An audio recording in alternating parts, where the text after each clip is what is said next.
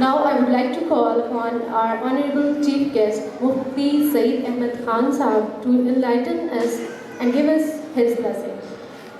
With big hands, Mufti Saeed Ahmed Khan.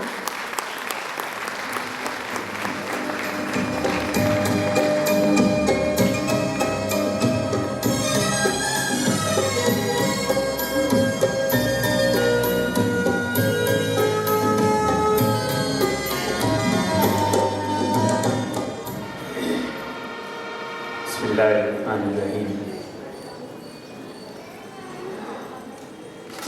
आपसे गुफ्तगू के लिए सिर्फ 20 मिनट दरकार हैं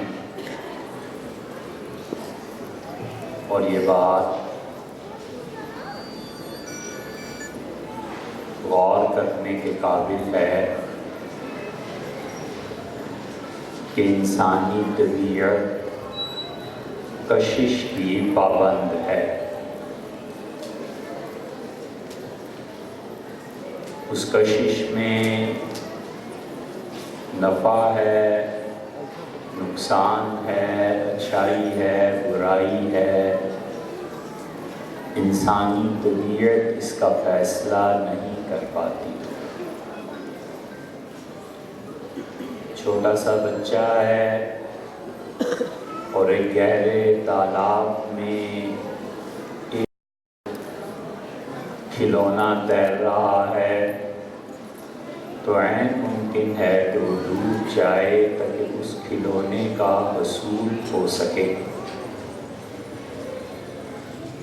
माँ रोकती है बच्चे को और बाप घर का दरवाज़ा बंद कर देता है और इंसानी तबीयत पर बहुत नागवार गुजरता है,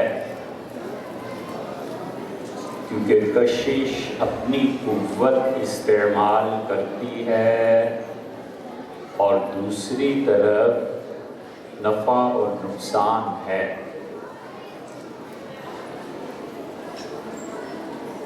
फिर जब तबीयत कशिश के दायरे से निकलती है तो अक्ल गालिब आती है और अक्ल ये फैसला करती है कि क्या चीज़ दुरुस्त है, क्या नादुरुस्त है। और तबीयत की कशिश मान पड़ जाती है और फिर बारिश में छतरी लेके निकलता है और धूप से अपने को बचाता है। और हर आदमी की इस उम्र के हिस्से में अक्ल कशिश पे गालिब आती है, कोई फैसला नहीं कर सकता। और अक्ल के दायरे में पहुंच के काफिर, मोमिन, मशरिक, मगरिब सब बराबर हो जाते हैं और अक्ल इंसानी ये कहती है कि करो और ना करो, और ये नफ़ा है और ये नुकसान है। और यहाँ पर पहुँच के मगरिब अपने फैसले कर लेता है और उनके लिए इसके बाद कोई और चीज़ नहीं है जो हाकमियत आला के मर्तबे पर फाइज हो। इसलिए अक्ल इंसानी फैसला करे तो ये ज़रूरी नहीं है कि वो फैसला सही भी हो। अक्ल इंसानी बहुत मर्तबा ठोकर खाती है, खता करती है, लेकिन अक्ल बहरहाल एक फैसला कुन चीज़ कभी बनती है। अक्ल कहती है कि शोहरत, दौलत, पैसा और ओहदा ये हालात को बदलते हैं और अक्ल से बढ़कर कुव्वत उसे कहीं और تاریکی میں روشنی دکھاتی ہے۔ علامہ اقبال نے کہا، اور حقیقت بھی ہے جو انہوں نے فرمایا، تیری خواب میں ہے اگر شرر تو خیال فقر و غنا نہ کر۔ تیری خواب میں ہے اگر شرر تو خیال فقر و غنا نہ کر، کہ جہاں میں نانے شعیر پر ہے مدار قوت حیدر۔ یہاں پہنچ کے ہی فرق پڑتا ہے، اور ایک مسلمان اور مومن آدمی کہتا ہے کہ عقل کی رہنمائی کے لیے بھی ایک قوت درکار ہے۔ عقل کی رہنمائی کے لیے علم درکار ہے، اور علم فیصلہ کرتا ہے اور عقل کو اپنے تابع اور محکوم بناتا ہے، اور بتاتا ہے کہ عقل اگر اس سمت میں جائے گی تو تباہی پھر جائے گی، اور عقل اگر اس سمت میں جائے گی تو پھر کامیابی۔ یہ علم کیا فیصلہ کرتا ہے؟ یہ علم عقل کی رہنمائی کیسے کرتا ہے؟ ہم سمجھتے ہیں اور ہمارے نزدیک یہ حتمی بات ہے کہ عقل کی رہنمائی اگر علم الہی نہ کرے تو عقل ڈبو دینے والی چیز۔ ایک آدمی کی عقل میں آتا ہے کہ دسمبر جنوری کی شدید سردی ہے، اور اگر ایک اور مثال دیکھیے، ایک آدمی کی عقل میں آتا ہے کہ گھر میں فقر و فاقہ ہے اور پیسے نہیں ہیں اور کھانا پورا نہیں ہو رہا، تو اگر میں اپنی آخری پونجی کو لے جا کر جوئے میں لگا دوں تو عین ممکن ہے کہ حالات ساتھ دیں اور کوئی لاٹری نکل آئے، اور ہو بھی جاتا ہے۔ خدا نے جو کہا ہے کہ اس جوئے اور شراب میں تھوڑا سا نفع بھی ہے، تو وہ تھوڑا سا نفع کبھی کبھی لوگوں کو مل جاتا ہے۔ اب کوئی طاقت نہیں ہے جو اسے روک سکے اس کی عقل کے استعمال کو۔ اگر وہ کافر ہے اور اگر وہ مومن ہے تو خدا اسے روک دے گا، اور خدا کی وحی اسے روک دے گی، اور وحی یہ بتائے گی کہ یہ عقل کا استعمال اس مقام پر درست نہیں ہے۔ اس لیے عقل جب حقیقی علم کے تابع نہ ہو تو وہ آگ میں ڈالنے کے قابل۔ عقل اگر حقیقی وحی کے تابع نہ ہو علم کے، تو پھر ایسی عقل سے وہ احمق اچھا ہے جو خدا کی وحی کا اعتبار کرتا ہے، اور اصل میں وہ علم ہے۔ ہمیں بڑی خوشی ہوئی اس ادارے کو دیکھ کے، تصور میں نہیں تھا کہ ایسے ہوگا، اور حجاب آیا اس سے، اور شرمندگی کسی حد تک محسوس ہوئی کہ ایسا ادارہ، ایسا کیمپس، ہم نے کیوں دن تبدیل کروایا اور ہم نے کیوں پروگرام تبدیل کروایا؟ ہمیں چاہیے تھا کہ ہم اپنا پروگرام تبدیل کریں۔ اور خوشی اس بات کی ہوئی کہ الحمدللہ اللہ کا احسان ہے، کہیں کوئی کرن ہے، کوئی شمع ہے، کوئی روشنی ہے۔ لیکن دو چیزیں بہت غور کرنے کے قابل ہیں کہ کیا ادارے کا منتہا اتنا ہے کہ ایک ڈگری دے دی جائے اور بچہ ان عقل کے علوم کو پڑھ لے جس کے ذریعے وہ رزق کما سکتا ہے، یا یہاں نصاب میں عقل کی رہنمائی کے لیے اوپر اور اس سے بالا کر وحی کا بھی کوئی حصہ ہے اور کتاب و سنت کا بھی کوئی حصہ ہے، تاکہ بچے وہ پڑھ کے جتنے بھی نکلیں ان میں بنیادی طور پر یہ شرف موجود ہو وہ صحیح انسان۔ شاید ایک واقعہ سارے مدعا پہ روشنی ڈال سکتا ہے۔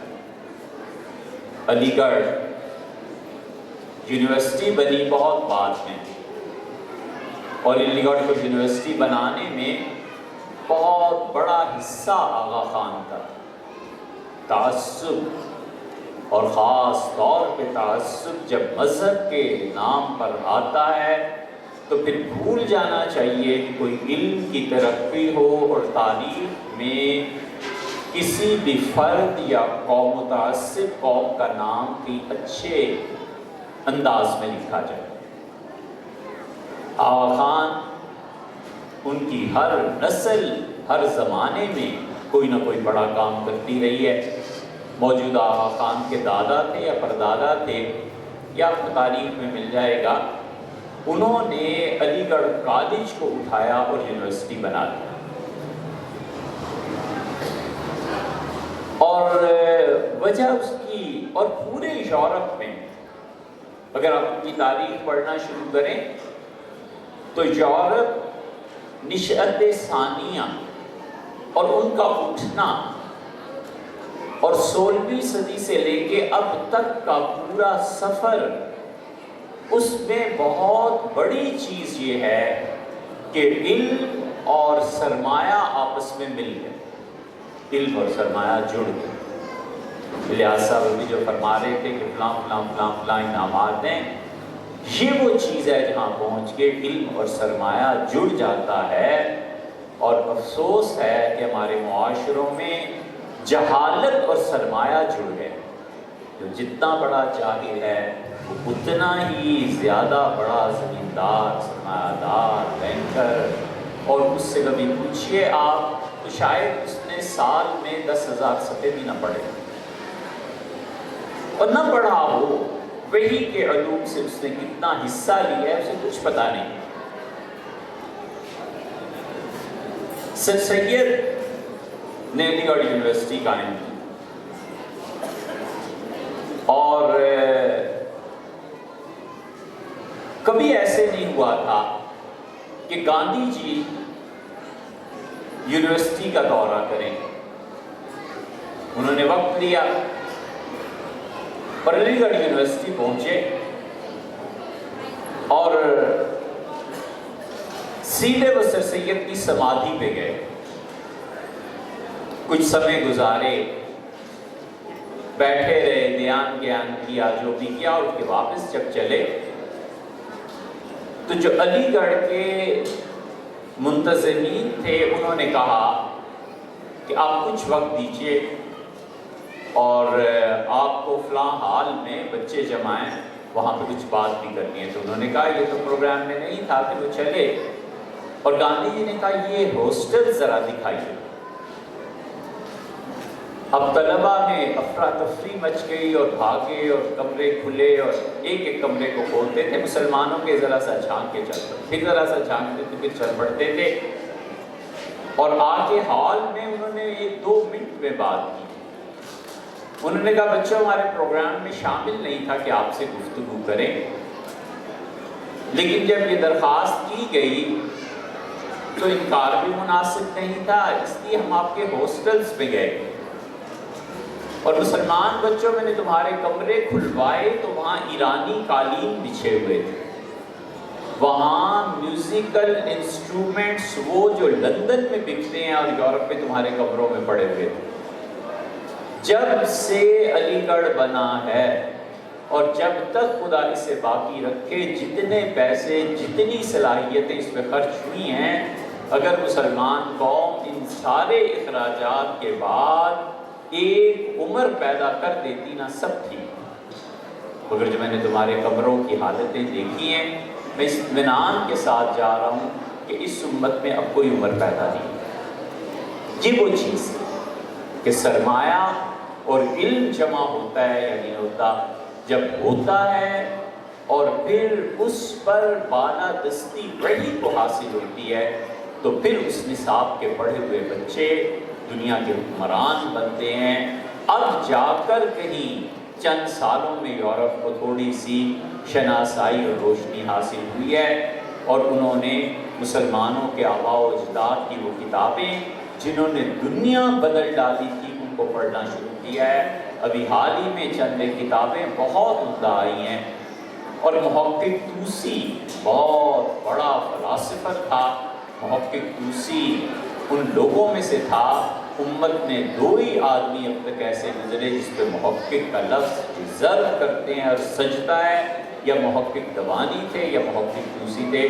محقق طوسی کی کتابوں کا اب ترجمہ جو ہوا ہے تو اتنی عجیب و غریب بات ہے کہ اسٹرانومی پہ جتنا انہوں نے کام کیا تھا وہ اب سامنے آیا ہے، اور گورے 2 ڈاکٹرز ہیں جنہوں نے ان کی کتابوں کو پڑھا، سارا کچھ لکھا، اور انہوں نے کہا دنیا اس سے زیادہ اب تک نہیں سیکھ سکی۔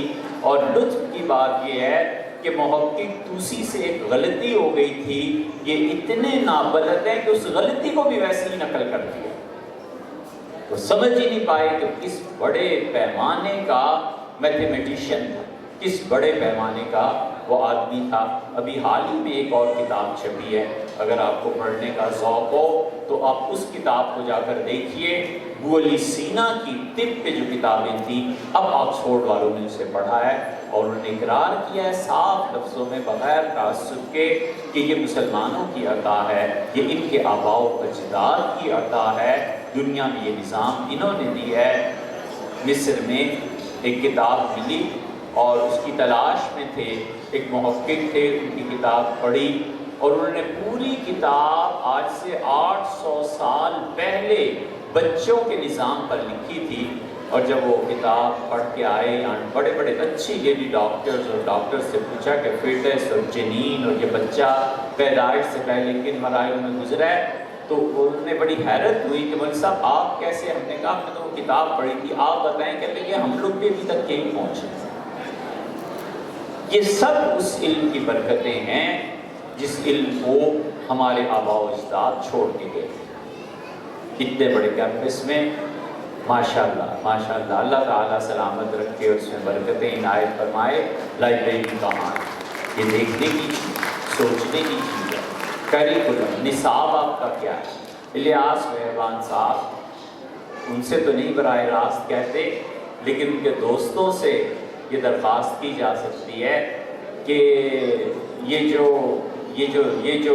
چیزیں ہم دیکھ رہے ہیں، اگر یہ حقیقت ہے اور واقعی حقیقت ہے تو کیا پڑھی ہے کہ اللہ تعالیٰ نے انہیں گھوڑے پر سوار کیا ہے اور وہ گدھے کی سواری کرنا چاہتے ہیں۔ یہ اتنا بڑا کام ہے کہ اس کے بعد اسمبلی اور سینٹ بڑے سخت لفظ ہیں، لیکن جوتے کی نوک۔ قومیں یہاں سے بنتی ہیں، لوگ یہاں سے اٹھتے ہیں، اور یہ ساری چیزیں اس وقت آتی ہیں جب آدمی اپنی زندگی میں یکسوئی کے ساتھ بس ایک کام لے لیتا ہے۔ الیاس صاحب سے یہی کہا جا سکتا ہے کہ ہزاروں بچے ان کے والدین آپ کی طرف دیکھ رہے ہیں۔ کیا خوب فارسی میں کسی نے کہا ہے کہ اے تماشا گاہ عالم روئے تو، اے وہ ذات جس کا چہرہ اور جس کی شخصیت ہزاروں لوگوں کی توجہ اور نگاہوں کا مرکز ہے، تو کجا بہرے تماشا بھی روی، تجھے کیا ہو گیا کہ تو خود ناچنے جا رہا ہے؟ تمہیں کیا ہو گیا؟ اللہ نے اتنی بڑی یہ نعمت اور دولت دی ہے، اتنی بڑی چیز ہے کہ نوح علیہ السلام کی عمر بھی مل جائے تو تھوڑی، اتنی بڑی چیز ہے، اور یہ خدا کا ایسا انعام ہے جو کسب سے حاصل نہیں ہوتا۔ بہت سی چیزیں ہیں جو وہمی طور پہ ہوتی ہیں، اور ترقی کی راہ، ظاہر ہے کہ ترقی کسے کہتے ہیں؟ ترقی اسی کو کہتے ہیں نا کہ گیون اچیومنٹس جو ہیں ان سے نامطمئن ہو کے آگے کا سفر تلاش کرتے ہیں۔ جو حالات ہیں ان سے عدم اطمینان کا اظہار کرتے ہوئے آگے بڑھنا، وہ آگے بڑھنے تو ترقی۔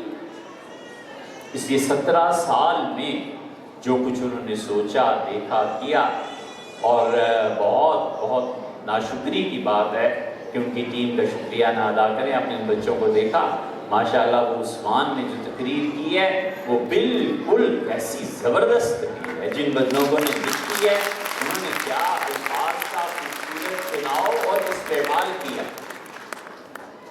کتنی اچھی چیزیں. یہ سب چیزیں ایک دن میں نہیں آ گئی. وہ تو 17 کہتے ہیں شاید ان کے بچپن کا خواب ہوگا، جب چہرے پہ ایک بال بھی نہیں ہوگا اس وقت شاید سوچا ہوگا، اور اب اس عمر میں جا کر یہ مظاہر سامنے آئے. مسلسل جدوجہد، خدا کے ساتھ تعلق اور اس کی برکتیں اور رحمتیں اس مقام تک پہنچاتی ہیں، ورنہ آدمی کے کسب سے یہ چیز حاصل نہیں. علامہ اقبال کی بات یاد آتی ہے، ہوئے مدفون دریا زیر دریا تیرنے والے، ہوئے مدفون دریا زیر دریا تیرنے والے. انڈر دا واٹر جو سوئمنگ ہے بڑی سخت چیز ہوتی ہے. علامہ کہتے ہیں جو انڈر دا واٹر سوئمنگ کے قائل تھے نا، وہ جا کے بیچ میں ہی مر گئے. ہوئے مدفون دریا زیر دریا تیرنے والے، تھپیڑے موج کے کھاتے تھے جو بن کر گوہر نکلے. یہ گوہر بن کے نکلے، یہ ایک دن میں نہیں ہوا، یہ برسا برس کا قصہ ہے. اور اس میں جو تھپیڑے پڑے ہوں گے، جتنی مرتبہ اٹھے ہوں گے، جتنی مرتبہ مایوسیاں طاری ہوئی ہوں گی، سسٹم نے جتنی مرتبہ آگے سے دھکا دیا ہوگا کہ پیچھے پلٹو، یہ لحاظ صاحب کو ان کی ٹیم کو معلوم ہوگا. لیکن یہ بہت بڑی چیز ہے، ان کی ٹیم، وہ لوگ سارے قابل مبارکباد ہیں. بچوں کے نغمے آپ دیکھیں، کیا مجال ہے، اول سے آخر تک ان کے کانفیڈنس میں فرق آیا ہو. جس جذبے سے پہلا جملہ پڑھا ہے اسی جذبے سے آخری جملہ پڑھا. لیکن یہ سفر ناتمام نہیں، سفر تمام نہیں ہے، ابھی ناتمام ہے، ابھی آگے چلنا چاہیے، ابھی آگے بڑھنا چاہیے. حضرت رسالت پناہ صلی اللہ علیہ وسلم کا تذکرہ کون کہتا ہے، کسے ناگوار گزرتا ہے والعیاذ باللہ. لیکن ایسے بچے اس ادارے سے پیدا ہونے چاہیے جو رٹے کی بجائے اپنی ذہانت کی بنیاد پہ فی البدی گفتگو. ایسے بچے آنے چاہیے جو نظریات پر بحث کریں. اس لیے کہ انسان جب کلام کرتا ہے تو متکلم کی زبان سے کلام کے صادر ہوتے ہی اس کا تعلق متکلم سے ختم ہو جاتا ہے اور اس کا کلام پبلک پراپرٹی بن جاتا ہے. ہمیں کوئی حق نہیں پہنچتا کہ اس متکلم پر ریمارکس پاس کریں، اور ہمارا پورا حق ہے کہ جو اب پبلک پراپرٹی ہو گئی ہے بات، اس کو دلائل کے ذریعے یا قبول کر لیں یا رد کر لیں. بچے ایسے چاہیے جو رٹے سے زیادہ آئندہ اس ادارے میں پیدا ہوں، آ کر فی البدی گفتگو کریں، اس پہ دلائل دیں کہ آسمان نیچے ہے اور زمین اوپر ہے، اور دوسرا کہے کہ زمین نیچے ہے اور آسمان اوپر ہے. وہ ذہانت کی بنیاد ہے، یہ چیزیں ہیں. اور اسی طرح لائبریری ہے، اسی طرح بچوں کی ایکسرسائز کی چیزیں ہیں. تو یہ سفر جتنا بھی بڑھے گا یہ ساری چیزیں پوری ہوتی رہیں گی، اور انشاءاللہ ہوں گی بھی. اور خدا انہیں توفیق بخشے. معاف کیجیے ایک دن سے زیادہ ہو گیا. السلام علیکم.